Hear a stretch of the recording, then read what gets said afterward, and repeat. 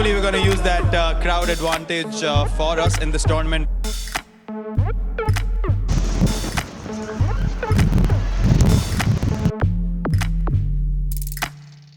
Well, I'm in grey because I'm in London and it was very grey and murky till about recently. But the weather has changes very quickly. It's sunny right now. And talking about change, something else that has changed is the great rivalry between two teams. Move over the India-Sri Lanka rivalry. It is the 14th game of the 2019 World Cup and India will be playing Australia yet again for the 22nd time since the start of 2015.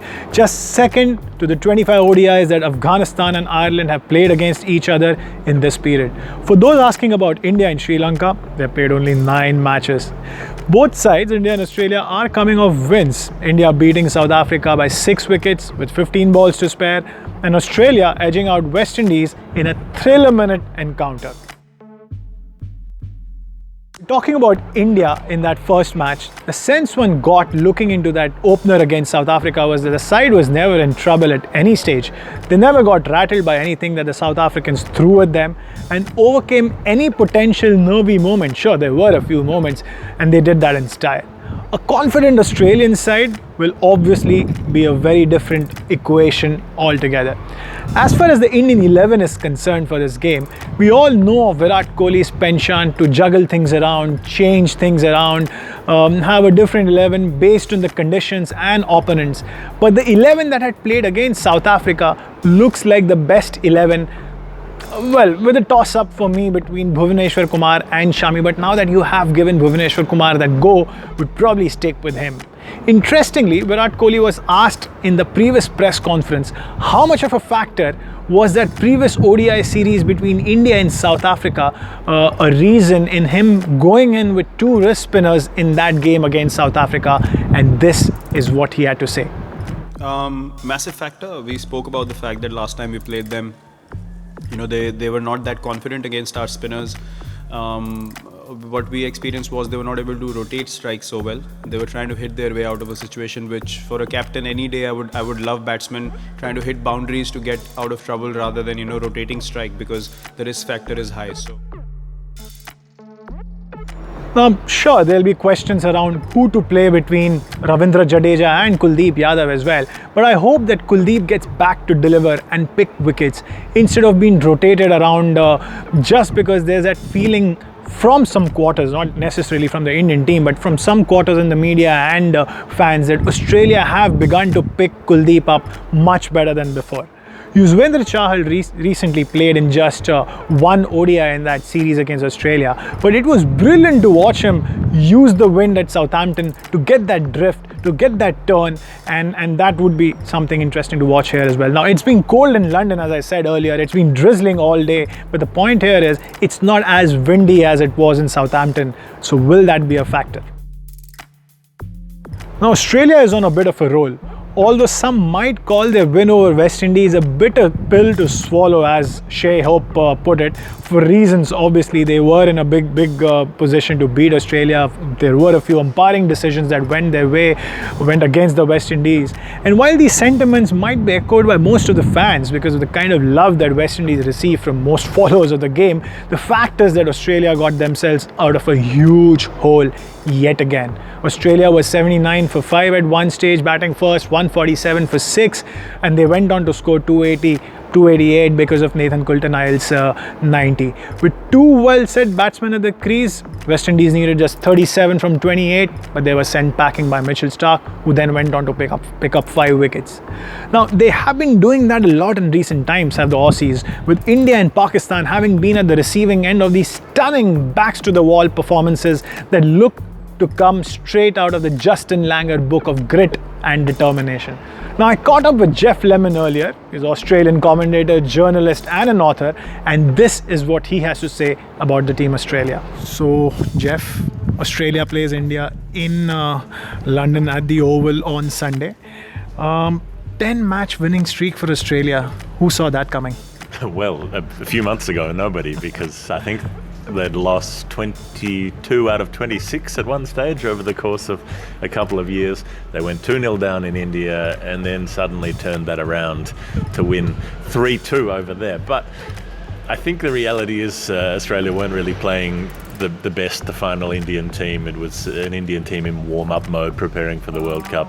And then against Pakistan in the Emirates, that was very much a second-string team. They were resting their best 8 players, I think, and just cobbling together whoever was left and then picking players from outside that team anyway in Pakistan style. So you can put a little asterisk next to some of those wins. But the Indian team was at full strength. I can understand to an extent you saying that a little bit of complacency, a little bit of looking to the future in that sense. They were working out who would play where, right? Who was batting number 4. They have been working that out for a long time. Yeah. Well, not working it out for a long time. Also, what the bowling was going to be. Players were coming in and out. So I don't think there was like real desperation from India that we have to win this series. It was more like we have to do some experiments, and the Australians are being helpful enough to give us that opportunity.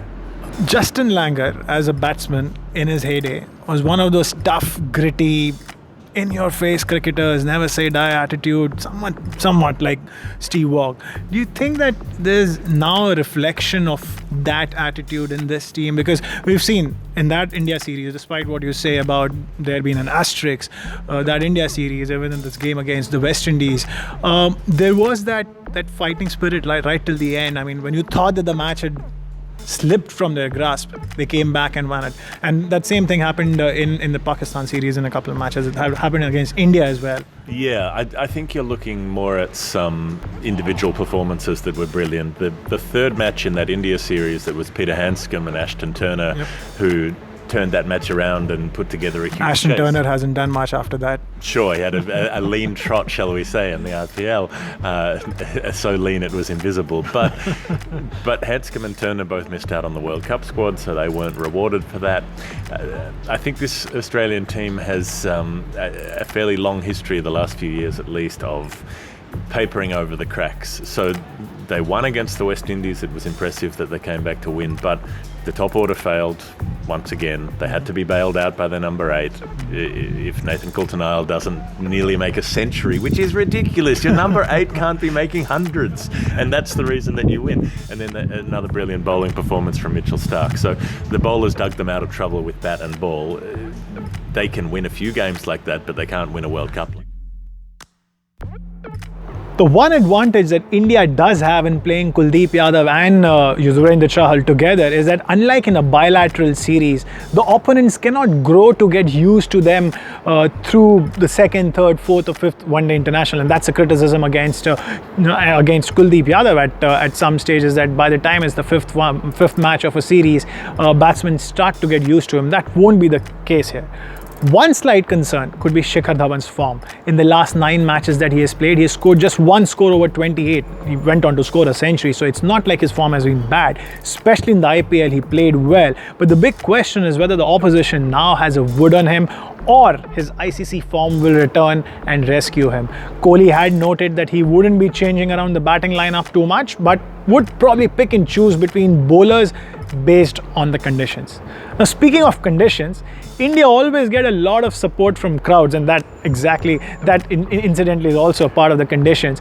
Wherever they play, there's a lot of support, but even more so against the Aussies in England, where the neutral, if any, might, to the anguish of Aussie coach Justin Langer, could get stuck into Stephen Smith and David Warner. Not that it affected Smith too much in the previous game, where he scored a good score in Australia's win over the West Indies. Now comes the interesting part. I know a lot of people like stats. So Australia, as I said, are on a 10-match winning streak. Now, there are just 20 instances of teams having gone on 10 or more wins in a row in ODI cricket, and Australia have been involved in these 10 plus wins in a row 7 times out of these 20. Best for any team is 21 wins in a row, and Australia will be targeting that to go on to win the World Cup. But that was again by Australia in the 2003 World Cup rather. They had done it before the tournament started and went up to do it after the tournament. The head-to-head between India is an interesting one. It has always been dramatically in favour of Australia, 77-49. But here's the deal. In recent times, and I'm looking at post the previous World Cup 2015, both teams have played 18 matches and have won 9 apiece. The two sides have played just 3 times in England, and all 3 times were in World Cup cricket. Twice in the 83 World Cup and once in the 1999 World Cup. India winning once, Australia winning twice. Now here's something about interesting battles between players. I know I'd said earlier that Shami would make my 11 probably, but given that Bhuvneshwar has had a decent match first up, he'll probably they will probably stick to the playing 11.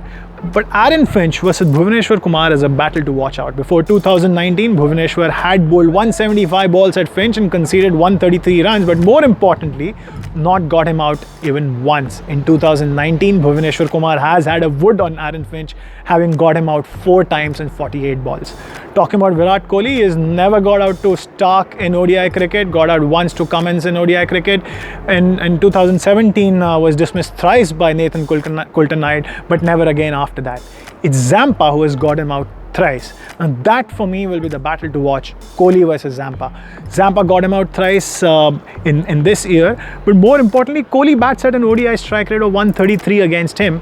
We also know what happened between Kohli and Shreyas Gopal during the IPL, and Shreyas Gopal is another leggy. So that would be interesting to watch. But what will also be interesting is what does Kohli do, because he has taken those extra miles when things have not gone right, not gone his way, to overcome those problems like he did with James Anderson in Test match cricket. Will he do the same, or would he have done the same with leg spinners? There's at times like these that I like my crystal ball around me, or Shruti's tarot cards. I was woefully off the mark in the first game, but this is my chance to make a comeback. Now I wanted to have a closer look at the pitch earlier today from the press box, but hey, guess what? It's been raining all morning. It's just cleared up. The pitch and the strip from deep cover to deep square leg was fully covered. They're just taking the covers off, so no help there from the pitch or looking at the pitch. But this will be the 4th game that will be played here in this World Cup after the England-South Africa match, Bangladesh-New Zealand match, and the England-South Africa opener obviously. And in all 3 matches, batting hasn't remained easy in the second part of the innings, is what the feeling has been. Then again, we have seen how New Zealand seamers took advantage of bowling first in that warm-up match against India. But will there be that much assistance for the bowlers first up, given what we have seen with the grass being shaved off of the pitch? There was a lot of grass in that on that surface in the first warm-up game between India and New Zealand. My call is for lesser than 600 runs to be scored in this game, because the pitch would have probably slowed up a little, and I also have a feeling that you would probably get reasonable odds for that. Suneer Chowdhary here, signing off from the Oval in London.